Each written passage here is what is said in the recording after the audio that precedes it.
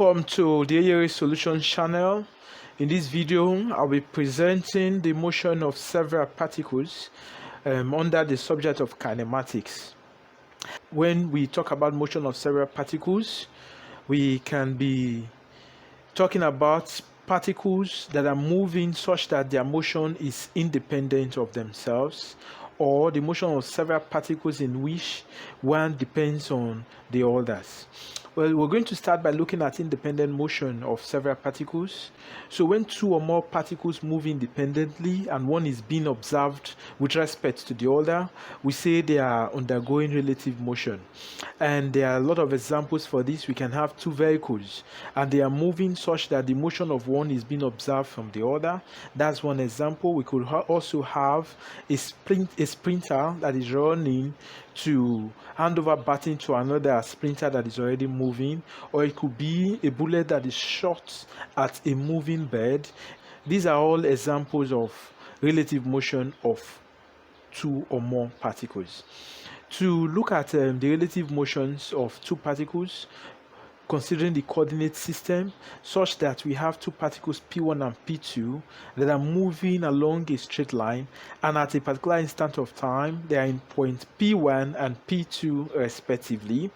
If we have that the position of P1 at that instant of time is x1 from the origin and the position of P2 is x2 from the origin, if we identify the position of P2 from P1 to be S21, one can say that the position S21 is equal to the distance of P2 from the origin minus the distance of P1 from the origin. So we can say that is the relative motion of P2 from P1. Likewise, we can say that S2 is equal to S21 plus X1 based on simple algebraic relations.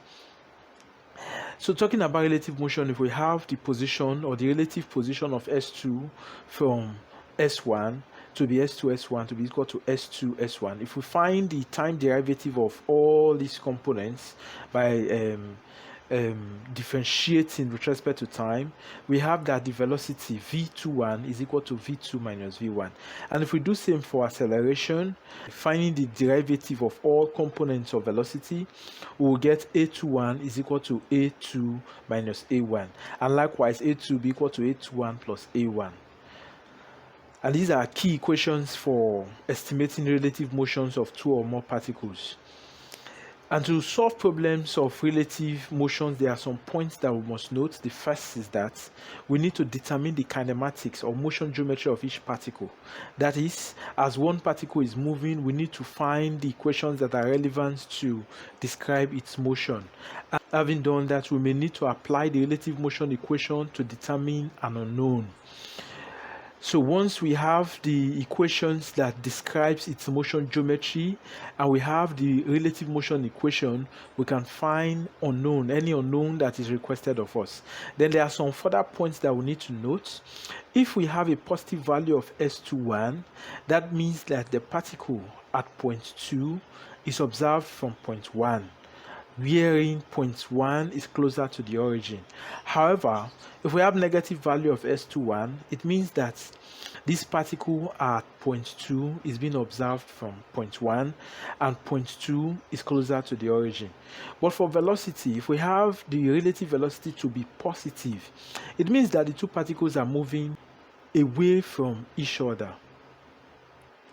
But if the relative velocity is negative, that means that both particles are moving towards each other. So these are some key points that would help us to carry out calculations involving relative motion of two or more particles. Then we also have dependent motion, that motion of system of particles in which one is dependent on the other. So when we have two or more particles moving such that the motion of one affects the other, we say they are undergoing dependent motion. So it's a form of motion in which the position of one particle depends on one or more other particles. So if we have a set of pulleys and a number of masses connected by an inextensible string, and we have their notations MA, MB, PA, and PB, such that if we apply an upward force to mass MA, This upward force will cause a clockwise motion of pulley PA, and that in turn will lead to an anti-clockwise motion of pulley PB, and that can lead to the downward motion of mass MB. So this kind of motion, in which the motion of one particle affects the movement of other particle, is what we call dependent motion. It's common for such kind of system and other systems like system of pulleys and mass connected to themselves. For this system shown, if we apply a force, downward force, to the string, it will lead to a clockwise motion of the pulley and mass A and B respectively, and also an anti-clockwise motion of gears D and C, and finally a clockwise motion of gear F and pulley G, which will finally lead to an upward movement of weight W. So another example is what we call a crank mechanism that has a crank, a connecting rod, and a piston. If a force is applied at one extreme of the crank, it will lead to the movement of the connecting rod in the direction shown, and that will lead to the forward movement of the piston. So these are examples of system of particles that are undergoing dependent motion. To analyze this kind of problem, that's to solve the kinematics of dependent motion of several particles. If we look at the system that we have, if we identify the length of the string at every point in time, say the length of string of one part of the string shown is S1, and we identify the length of another part, let's call it S2, and finally a third part, let's call it S3, one can note that because the string is inextensible and it's just one string that is wound around different particles that is shown, we can say that the sum of x1, s2, and x3 is equal to constant, where the constant is the length of the string. So what we're saying invariably is that the length of all these parts will be constant for this particular system. Also, if we have that K2, which is the distance between the pulley PB and mass MB, if we have that is constant, and also K1 is constant, where K1 is the distance between pulley PA and the roof. If we have all these to be constant, we can say that length SA at every point in time describe the length of mass MA from the roof, while length SB describe the length of mass MB from the roof. One can say that length SA plus 2 times length SB, given that we have the string wound twice around PB, is equal to constant. So we can say that SA plus 2SB is equal to constant K at every point in time for this pulley. So if we find the derivative of all of these variables, we have that the derivative of constant is 0, while the derivative of all this will be the velocity of those parts of the string, how they are moving per time.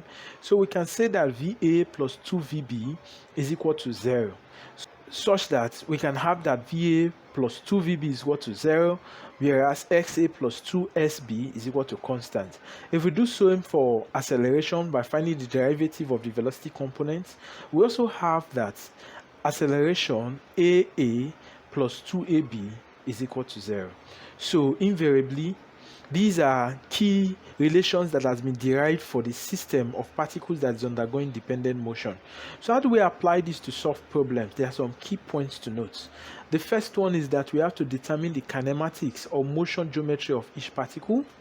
After that, we determine the relational equations. That's the equation that relates these connected particles that are moving together.